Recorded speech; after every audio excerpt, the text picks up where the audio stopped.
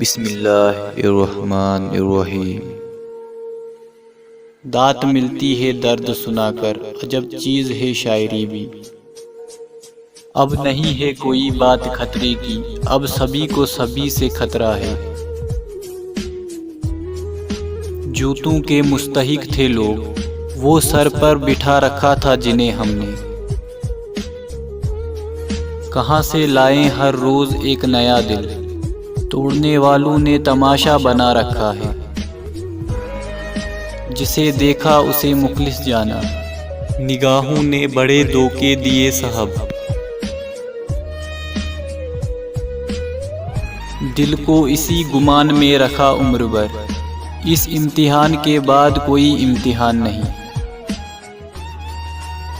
फिर उस शख्स से उम्मीद वफा, ए दिल तुझे इज्जत रास नहीं।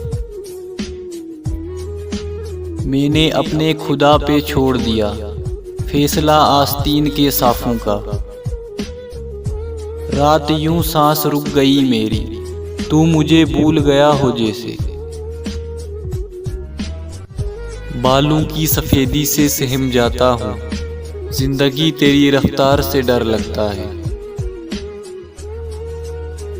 कौन जीता है जिंदगी अपनी, हर किसी पे कोई मुसल्लत है।